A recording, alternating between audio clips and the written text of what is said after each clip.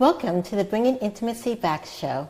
We're a show where we focus on connecting in relationships, but also connecting with oneself, because that's very critical in dealing with intimacy. And today's topic is self-intimacy. And what self-intimacy is being aware of your own feelings, being able to accept them, care about them, and also having the ability to share it with your partner. Today, I am honored to have a special guest on my show today. Her name is Natalie Ellis, and she has a thriving practice in Decatur, Georgia, called Esteem Counseling and Consulting Services. Welcome, Natalie. Thank you, Yes. Dr. Brown. Happy to be here. Oh, good. Could you tell our audience about your journey as becoming a counselor and starting your practice? Yes, definitely. Got my master's back in 2000, and so since a young child, I knew I've always wanted to be a counselor. I love to listen to people, and I'm concerned about people's feelings. Okay. And so back in 2000, got my master's at Argosy University. Okay. And since then, I worked in community mental health for about 15 years. From 2000 to 2015, worked in community mental health with children, adolescents, families, a lot of families in the juvenile justice system, in the DFAC system. And then back in 2015, actually back in 2012, I decided to start my own practice. Right. As well. And so with my own practice in Decatur, I see families, children, adolescents, couples, adults, and that's been going very well. Okay. So I've enjoyed doing that. Yes. And you have, I noticed on your website, a program called Esteem. So the name of my practice is Esteem Counseling and Consulting Services, Yes. and Esteem is it's an acronym. Okay. It stands for Empower Self Through Enrichment, Education, and Motivation. And so, again, part of the reason for Empowering. I like how you start that Yes. off. You started off right. Yes. Right there. So Yes. esteem to me, my work is all about helping people build and grow themselves. And so their esteem. Esteem is how you view yourself. And so esteem, empowering yourself through education. So it's important to be educated about your own self and Right. about the world around you. Enrich, it's important to engage in activities and things that makes you feel better and that helps you grow. Right, because that all becomes helping you to you. Exactly, to who Yes. you are. And then, of course, motivation. It's important that we motivate ourselves through affirmations, through all those things. So I thought Esteem was just a great way to kind of put it all together. I love that, the empowerment and the engagement and that kind of stuff. Yes. So how would you think self-intimacy relates to that in the journey of people being more empowered to get to know themselves? Yeah, and so it's funny, I looked at the definition of intimacy. So the intimacy is closeness and familiarity, right? And so when we talk about self-intimacy, it's how close and familiar are you to yourself?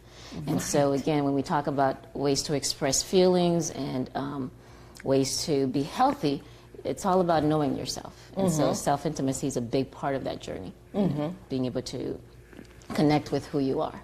Right. Yeah. Okay, yes. Well, thank you so much for stating that and for helping us. And we're going to take a small break right now, and then we'll come back and we'll do more questions and more answers on self-intimacy.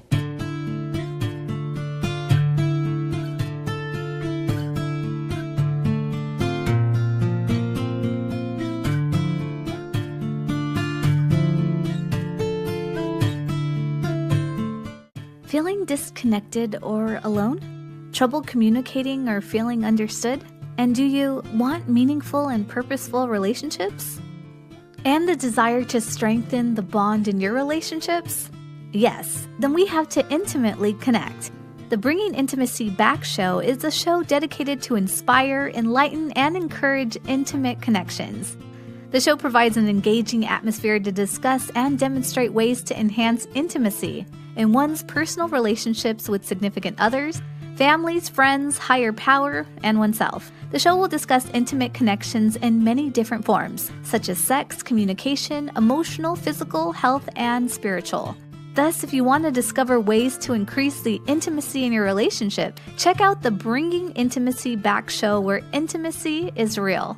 For more information about the Bringing Intimacy Back show, go to www.bringingintimacyback.com. Welcome back to the Dr. April Bringing Intimacy Back. And today we're talking about self-intimacy. And I know you may say, self-intimacy, what does that really have to do with everything? But self-intimacy is dealing with knowing yourself, which is critical in developing any type of relationship, whether it's with significant other, your family, and that kind of stuff. And so, as we're talking about this, there are some people who have that low self-intimacy. Yes. Yes. And they also have low self-esteem. Correct. Yes, yes. How do you see those relating, and what does it look like when someone has low self-intimacy or low self-esteem? Well, with low self-intimacy, again, intimacy about familiarity with yourself and closeness and connection with yourself. And yes, and there's unfortunately a lot of people who's disconnected from who they are. Okay. And with that, there's a disconnection with it impacts their self-esteem as well, because there's a disconnection of who they are. And as we talk about that could stem from a whole lot of things, you know, with self-esteem. And there's a connection with the intimacy and self-esteem. And if we're talking about being our best selves, and knowing thyself is a big part of that. And, you know, you have a lot of people in their upbringing who may have difficulty in terms of in their household. And the interesting thing about intimacy and even with self-esteem, a lot of that stuff begins at embryo, you know. Right. When the mother connects with, when the baby's in the womb, the mother's connecting with that baby. There's a level of intimacy that's being formed there. And when that goes well, great. And unfortunately, we know there's times when that doesn't go well, which then could create the low self-intimacy and the low self-esteem. Okay. And then you have the child's born, and in their environment, if their environment doesn't support who they are, or the environment, it doesn't create safety or attachment, proper attachments, then that could impact self-esteem, and it could impact intimacy as well. Okay, and you're talking about some of the causes of low self-esteem, and you said like the environment when it doesn't support. What exactly, like, can you give an example for some of our listeners who are not understanding when the environment doesn't support? Sure. Let's take a simple thing in terms of environment not supporting. So it's typical as a baby, if a baby's hungry, then the environment is supportive by providing the baby with food. So the baby is, of course, they're totally helpless, and so it's the environment that has to make sure they're fed, that they're taken care of. And many times that happens well, but then you do have situations where the baby may not be given proper meals, may not be given the food at the time that they need, and when that creates a disconnection with its environment, and creates issues with safety and attachment and security, which then is all part of that intimacy. Right, definitely. And I think even as children grow up, as they grow, sometimes even the environment doesn't support, you know, whether they like a certain thing and it's against their parents, you know, or whether, their parents have this imagination of how they should be, or in some environments where the parents, the family are in disrupt. That's definitely. And very simple things. I've had situations where a child falls down. That fall down, every child, when they fall down, they hurt. They want somebody to kind of be there to make sure they're okay. But then in some cases, that may not happen. And so that child learns, okay, I have to fend for myself. I have to take care of myself when I'm hurt. Versus there's not necessarily a support system to make sure I'm okay. Or you have situations where the child makes good grades, but then there's no one to validate that for them.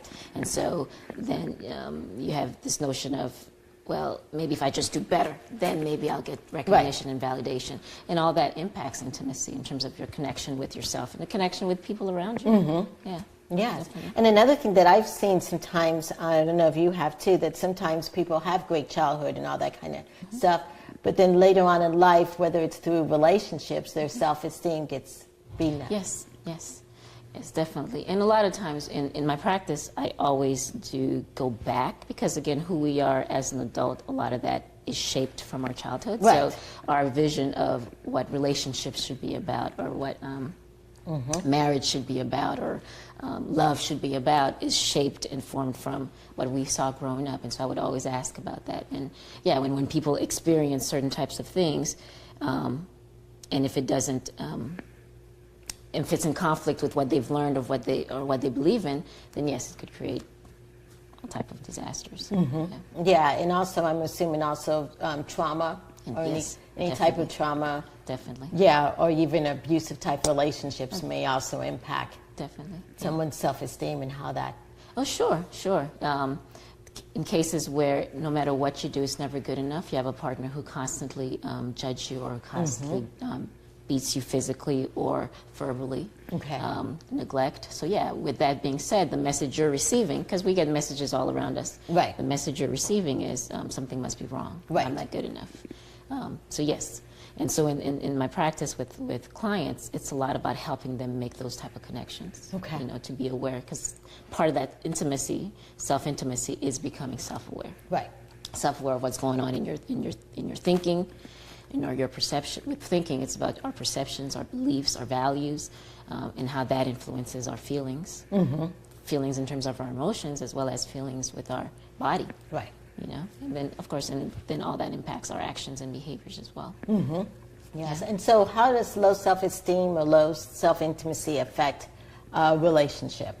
Yeah, it affects relationship in that we go partners. So I work with couples, and I tell them, you know, you guys come together. However, it's two different people with two different upbringings, Right. with two different situations that's coming together. And many times we don't really talk about all that stuff. Right. We You just come just get together. Yes. And then now we are here together, and Like, all what do that we do stuff with is all coming- that? Yes. Yes, and all that stuff comes up, and Yes. then so now it's like, okay, how do we deal with that? And if I've had my own issues, my own traumas, my own hurts, my own disappointments, then how do I know you're not going to do that to me? Right. So sometimes a wall. Yeah. Okay. Yeah. So then that creates creates defensiveness. Yes. There's mistrust, because with intimacy there's a level of trust too. Right. Trust in self, but then also You got to trust trust the in other others. person. And when all that is broken with yourself, it becomes hard to do it with other people too. Yeah, it becomes hard to do it with others when it's broken with ourselves. Yes, yes. Okay, right. And so I realized that you also do a lot of Gottman techniques. Yes. Yes, yes, yes. And so what are some strategies you help in working with couples?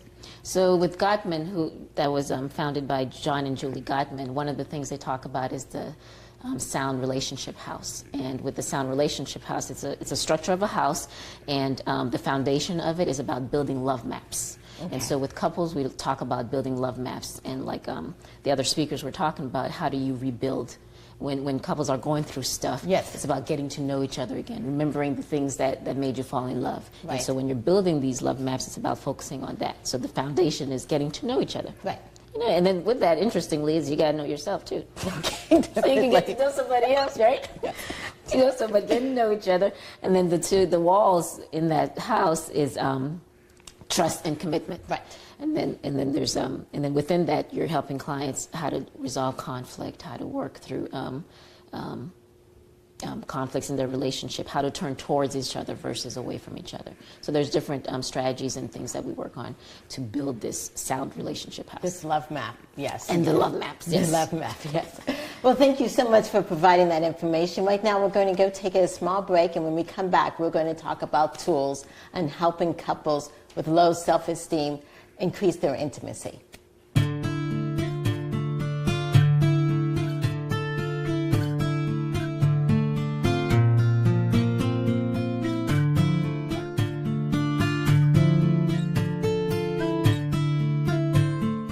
Feeling disconnected or alone? Trouble communicating or feeling understood? And do you want meaningful and purposeful relationships? And the desire to strengthen the bond in your relationships? Yes, then we have to intimately connect. The Bringing Intimacy Back show is a show dedicated to inspire, enlighten, and encourage intimate connections. The show provides an engaging atmosphere to discuss and demonstrate ways to enhance intimacy in one's personal relationships with significant others, families, friends, higher power, and oneself. The show will discuss intimate connections in many different forms, such as sex, communication, emotional, physical, health, and spiritual. Thus, if you want to discover ways to increase the intimacy in your relationship, check out the Bringing Intimacy Back show, where intimacy is real.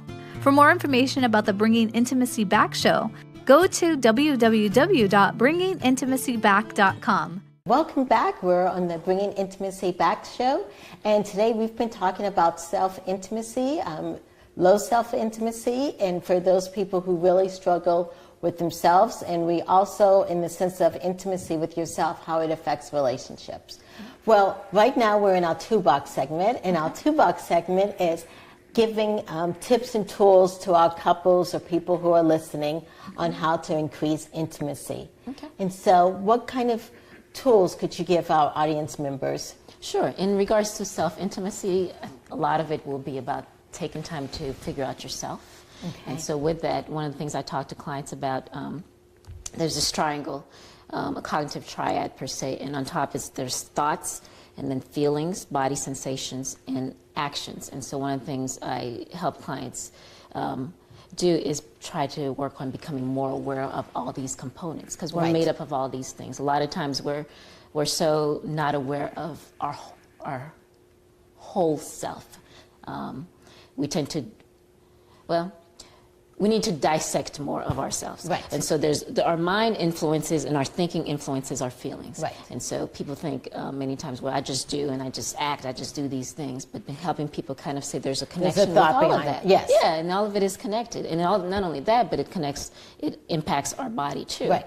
And so mental health, there's a strong relation with mental health and physical health. So helping people recognize that. And so with that, I tell clients to, identify a list of thoughts that you have, more so reoccurring thoughts that goes on, and seeing if there's any type of patterns. And so you have a lot of people with patterns such as, I'm not good enough. And that's a Those very common. negative self-talks. Yes. Yes. There's a lot of negative self-talks. And Yes. so once you kind of recognize the reoccurring patterns and then identify what's positive and what's negative. Right. And then with that, with the negative ones, okay, so what's behind that? With those negative patterns, what's the feelings associated with that? What's the actions associated with that? And then that creates the intimacy that we have with ourselves. Okay. Okay. And so helping people kind of be mindful of all those components of themselves and to become more aware of it and to track it better. And so I get a lot of clients who say, well, I was about to do this, but I thought about it. I was thinking about what I was feeling that moment and what was going on with my body. And with that, we're able to make the necessary changes, and we're able to better know ourselves, too, so we could be better. Right, definitely. Those thoughts and those negative self-talk and those negative thoughts definitely affect Yes. everything. And Yes. so I'm glad you mentioned that, because that is critical. Yes. Yes, it and is. changing behaviors, actions, and working on your feelings. Yes. Yes, Definitely. yes. So you have provided us with such great information. Yes. So if our audience members are out there listening and they want to know more information on how to get connected with you, what's the best way that they should connect with you? Sure. I do have a website, and my website is esteemcounselingservices.com, so they could connect me through the website. You could also contact me, Natalie Ellis, and my phone number is 678-732-7269. So that's another way to contact me as well. Okay, yes. Well, definitely. Thank you so much for being on the show. I really appreciate it. And for the audience, you were listening to Bringing Intimacy Back. We were talking about self-intimacy and where intimacy is real here. And we will look forward to another show.